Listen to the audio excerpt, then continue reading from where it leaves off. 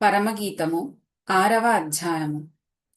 స్త్రీలలో అధిక సుందరి వగుదానా, నీ ప్రియుడు ఎక్కడికి పోయెను? అతడే దిక్కునకు తిరిగెను? ఉద్యానవనమునందు మేపుటకును పద్మములను ఏరుకొనుటకును నా ప్రియుడు తన ఉద్యానవనమునకు పోయెను, పరిమళ పుష్పస్థానమునకు పోయెను. నేను పద్మములలో మేపుచున్న నా ప్రియుని దానను, అతడును నావాడు. నా సఖీ, నీవు తిర్సా పట్టణము వలె సుందరమైన దానవు, ఎరూషలేమంత సౌందర్యవంతురాలవు, టెక్కెముల నెత్తిన సైన్యము వలె భయము పుట్టించు దానవు. నీ కనుదృష్టి నా మీద ఉంచకుము, అది నన్ను వశపరచుకొనును. నీ తల వెంట్రుకలు గిలాదు పర్వతము మీది మేకల మందను పోలియున్నవి.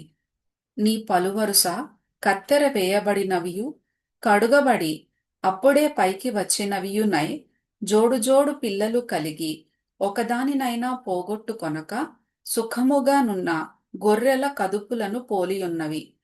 నీ ముసుకుగుండా నీ కణతలు విచ్చిన దాడిమ ఫలము వలె అగపడుచున్నవి. 60 మంది రాణులును 80 మంది ఉపపత్నులును లెక్కకు మించిన కన్యకలును కలరు. నా పావురము, నా నిష్కళంకురాలు ఒకతే. ఆమె తన తల్లికి ఒకతే కుమార్తె, కన్నతల్లికి ముద్దుబిడ్డ. స్త్రీలు దాని చూచి ధన్యురాలందురు, రాణులును ఉపపత్నులును దాని పొగడుదురు. సంధ్యారాగము చూపట్టుచు చంద్రబింబమంత అందము గలదై, సూర్యుని అంత స్వచ్ఛమును కళలును గలదై, వ్యూహిత సైన్య సమభీకర రూపిణియునగు ఈమె ఎవరు?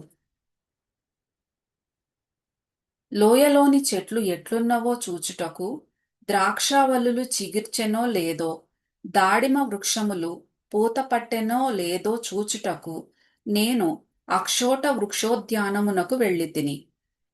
తెలియకయే నా జనులలో ఘనులగు వారి రథములను నేను కలిసికొంటిని. షూలమ్మీతి, రమ్ము రమ్ము, మేము నిన్ను ఆశ తీరా చూచుటకై తిరిగి రమ్ము, తిరిగి రమ్ము. షూలమ్మీతి యందు మీకు ముచ్చట పుట్టించినదేది? ఆమె మహనయీము నాటకమంత వింతయైనదా?